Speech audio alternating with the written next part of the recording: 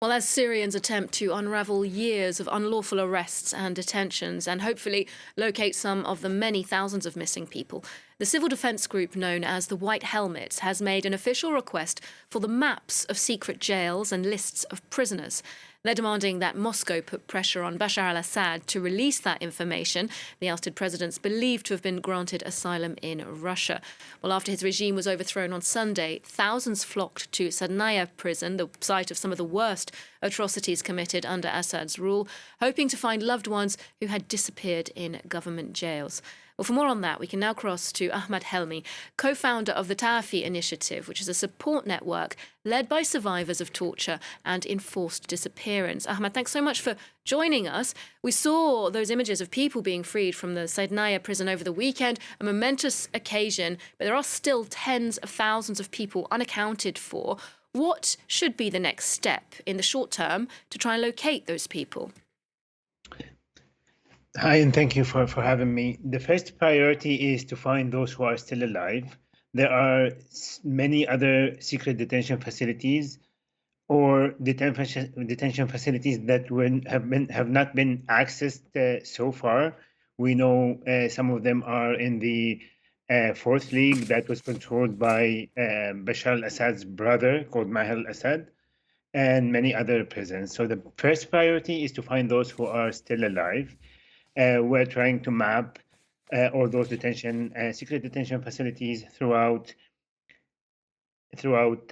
survivors, testimonies, maybe also de facto people.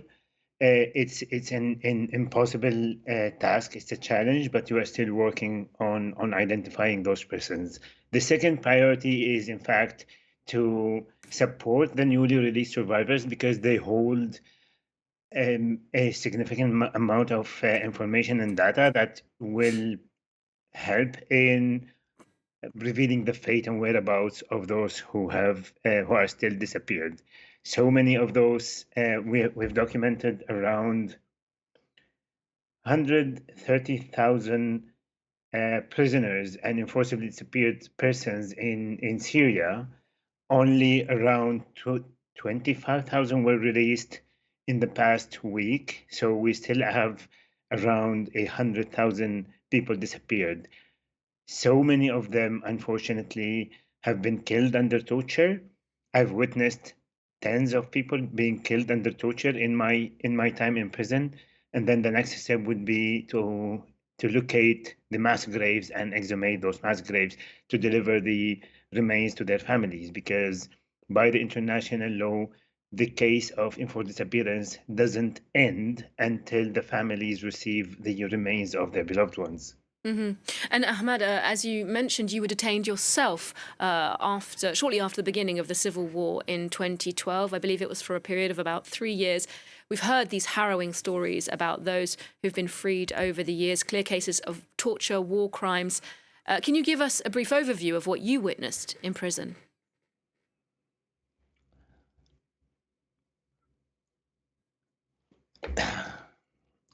Yeah, I mean, it's impossible to draw a picture of what happened in prison. So with all the pictures we have been seeing over the past week and all the documents, all the videos, and all the people who have been we've seen their almost dead bodies, this only reveals 10% of what happened in those prisons and those detention facilities. For me, one of the prisons, like I've been through 9 different prisons. One of the prisons, like only I witnessed the death of half of the people inside that cell. We were like 46 people. I witnessed in 2 months the death of half of them. And they didn't die of, like, they were not executed, rather, they died because of the ill treatment. Indeed. Now, your family were kept in the dark about where you were being held and on what charges, the Syrian regime being notoriously secretive about who was detained, when, where, if they survived. How did your family manage to access that all-important information and secure your release in the end, which I suppose many families will be wanting to do now? I am one of the luckiest. I'm privileged to have an Iron mother who managed to get me out of prison, plus a huge amount of luck. My family didn't know my whereabouts by the government or by the regime. It was rather by a person, a friend who was 13 years old when he entered a prison, and I welcomed him and I took care of him because he was like a child. And he was released after 2 weeks.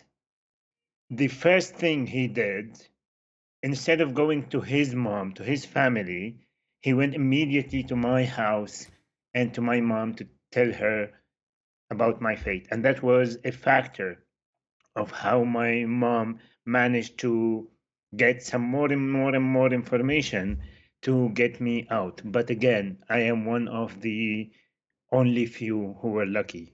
And as you say, accessing that information is extremely complex and key for those whose fate is still unknown. And last year, the UN created a special body to respond to the missing persons crisis in Syria. How do you see the work of that mechanism? Had there been any significant progress prior to the fall of the Assad regime? So, a disclaimer alert here, this institution created by the UN is unprecedented in the history of the UN.